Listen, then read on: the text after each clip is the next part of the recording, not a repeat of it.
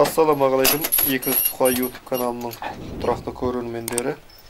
Бүгін ауылымыздың жігіті бауырымыз Байбосынның кішігірім бұқа бордақылап отырған қорасына келіп отырмыз.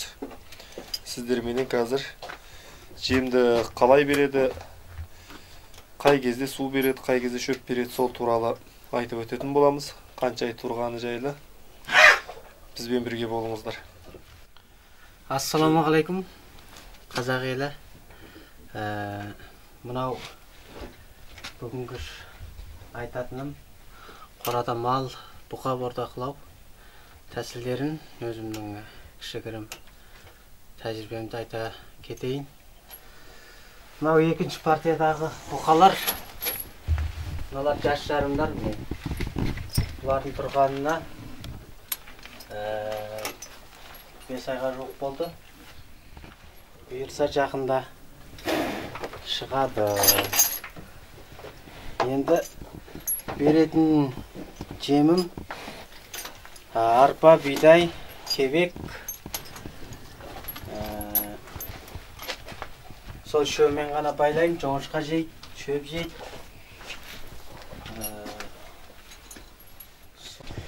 Мынау бірінші тұрған тоқал бұқа. Алды жағынан түсіретін болам. Міне аңгүс тұр. Анау арғысы алатауыский екен. Аңгүс міне семіздігін көріңіздер. Мынау таза бір жас екен міне. Бір жастан асқан. Бұның тұрғанына қанша ай болды? Бұның тұрғанына 2,5 ай болды. 2,5 ай болды. Жемді қай мезгілде бересің? Жемді таңертең берем. Таңертең біраз шөп жегізіп алам. Сосын жемін төгем. Өткен асқазандар оянады. Аппетиттері ашылатында тұру керек. Жем тұрады алдында, жем жатады, иә? Жем тұрады. Тұрақты түрде. Тұрақты түрде тұрады. Сосын әбетте мазаламайым. Әбетте суын берем, шөбін сап қоям, қазыналап. Сосын кешкісін жемін төгіп қоям, таң атқанша тұрады. Мына үлкен бұқаларың мөлшермен қанша килограммда жем жеп жатыр? Мөлшерменен 7 килограммдық шелек бар. Сонымен бір-біреуден төгім, таңертең аз-аз ғана қалады. Жесінше жейді, қалғаны асып тұрады. Дұрыс, сізге берекет берсін. Мен айтқаныңыз келсін, енді әр қазақ бай болсын. Бағаларыңызды бере кетіңіздер. Мына өнімге сеппен байлаған өте пайдалы. Қимайды. Қимайды бір, екіншіден қауіпсіз. Бұлар енді шешіліп кетсе? Шешіліп кетсе, жіпті қиып үзіп кетсе, бір-бірін жазым қылады ғой? Жазым қылады. Сосын ол бұқаңызды соғанға жарамайды. Жаралап тастауы мүмкін. Соның үшін мынандай септікпен байлағандарыңыз қауіпсіз болады екен. Сол енді қораның жағдай төбесі қамыс, не суық өткізбейді, жазда ыстық өткізбейді. Сосын жылы болады. Қыста жылы. Қыста жылы болады, жазда мынау салқын болады. Ыстық тартпайды. Енді мынау көріп жатқандарыңыз ақырдың кеңдігі 60 санты. Емін еркін, жемді де сыртына төкпейді. Шөпті де лақтырмайды де сыртына қарай. Осылай. Енді мына тамнан соққан қора салқын болады екен. Жазда? Мынау түймештен соққан ғой міне. Түймештен соққан қора жазда салқын болады екен. Пайдасы ыстықта жақсы, малға пайдасы. Ыстық өткізбейді, қыста суық өткізбейді. Дұрыс. Жазда мына немелерін ашып тастаймын, артық терезесін ашып тастаймын. Терезелерін ашып тастайсың, қыста жауып тастайсың суықта. Қыста жауып тастаймын. Арасында ауа алмастырып тұру керек қой. Жемді құрғақ бересің ба, жоқ қой? Құрғақ жатыр ғой жем, міне? Жемді міне құрғақ төгім. Жоқ, дым қылғып бересің ба дегенің ғой. Құрғақ төгім. Негізі шылап берген пайдасы бар дейді. кейбіреулер шылап береді. Мен құрғақ берем. Я енді сенікі асып жатқаннан кейін ол шылап беретін болсаң, ол сасып кетеді ғой. Малдың сырап болады. Асқазаным бұзады. Мысалы, жазды күндері шылауға келмейді. Дәл уақытында шыласаңыз, не артық шыланып келсе, ол асқазаным бұзады, сасиды. Сосын құрғақ төктім. Дұрыс. Енді Бұрынғы осындай бұқаларыңыз 2 жыл, 3 жыл болды дейсің айналысып жүргелі. Осындай бұқалар мына тарғыл бұқа сияқты бұқаларың неше килограммнан басып еді? Қазір мына бірінші тұрған тарғыл бұқада қанша килограмм ет бар? енді бұрынғы байлаған бұқаларымнан осындай бұқа 260 килограмм берген. Тура осындай. Мынау бұйырса 5 айға толады ғой? Иә, мынаға 5 ай болды үшеуіне. Жаясы да бұны жалпайып тұр ғой. Мынандай бұқаларым 230 килограмм берген. Енді мынандай аңкүстерім 250 килограмм берген. Бұйырса пародасы бар ғой. Иә, пародасы негізі пародаға да байланысты малдың. Қаны мықты болса, салмақ жақсы береді. 2,5 ай болды міне. Мыналар мен бірдей болып тұр, жас жарымдармен. Я, бұл сапалы ғой, пародасы бар болып тұр. Алатауский. Сол кәсіптеніңіздер, ерінбеңіздер. Байлауға болады ғой ауылда. Ауылда пайда бар ғой. Пайда бар. Мен мысалы мыналарды бұзау күнде 160 мыңнан алғанмын. Мынауысыменен 200-ге тоқтаған, енді бұлардан бұйыртса. Қанша жегіздің 5 айда? 5 айда 100 мың жегіздім. 100 мың жеді. Айына 20 мыңнан. Иә, 100 мың жегіздім. Енді бұйырса осы аптаның соңында нәтижесін жеңісін көрем деп тұрмын. Иә, жақсы. Сол еңбектенсеңіздер ақтайды. Қанша келе салмақ бар екенін комментке қалдырып кетіңіздер.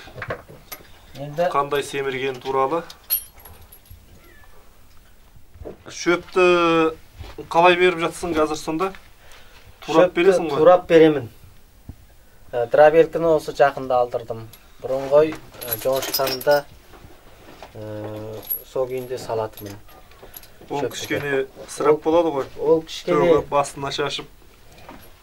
Сырап болады бір, сосын оның жойылуы, асқазанына жойылуы кішкене уақыт алады.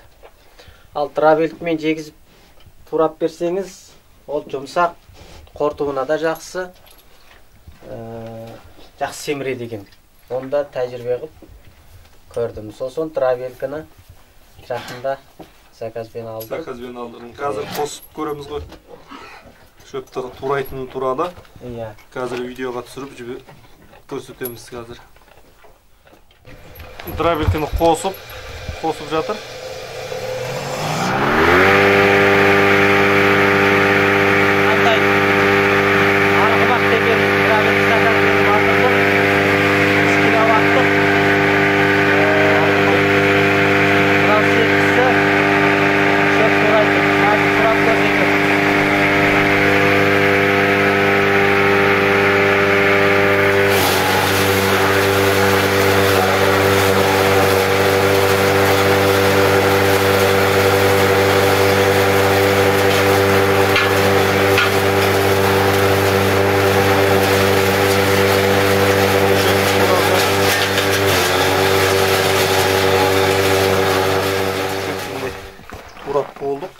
Сақтығы мынау. Осындай шөп жейді екен міне.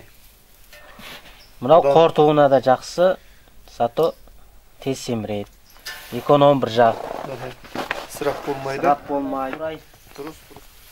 Қурай шөптерді мынандай өгіп отырып, міне, мынандай қып шығарады. Мынаны жеген малда тез қортылады асқазанында. Дұрыс. Сол менің өстіп Кішігірім шаруашылық көп кәсіптен жүрсің. Бастадым. Дұрыс, берекетін берсін.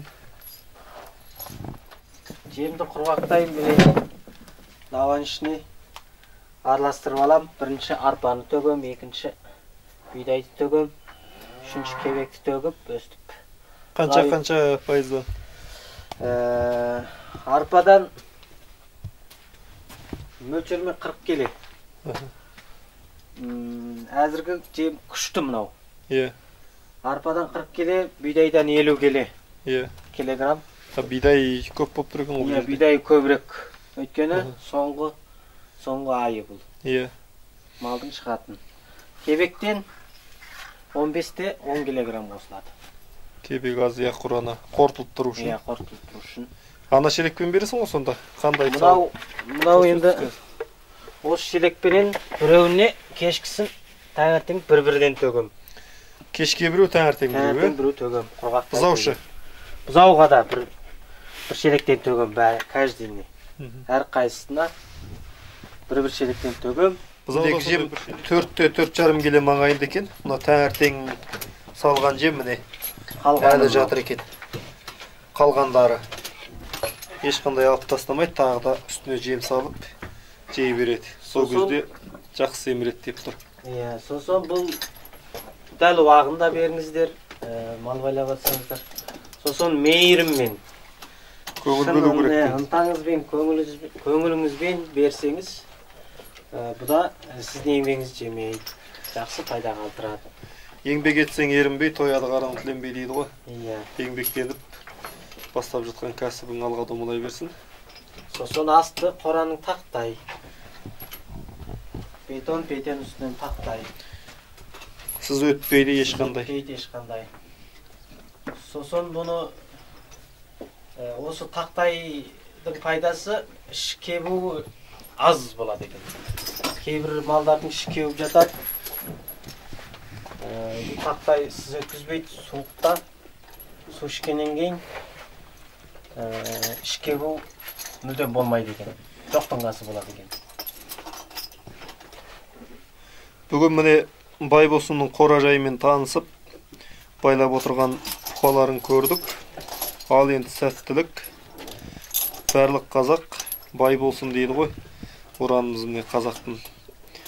Ауылдағы кісілер осылай бизнеспен мал бордақыласаңыздар болады. Пайда табуға болады. Жұмыс жоқ, қазақ жалқау деген бекер әңгіме. Ниеттенсеңіздер, кез келген жұмыстан еңбек етсеңіз, жемісін көресіздер. Қазақ жалқау емес қой? Жалқау емес. Болды міне ауылда кәсібімізді жасап дөңгелетіп отырмыз. Сізбен біз болып. Аман болайық. Аман болайық. Қазақ еліне сәлем бар. Екі YouTube каналына тіркеліп, пікір қалдырып кетіңіздер.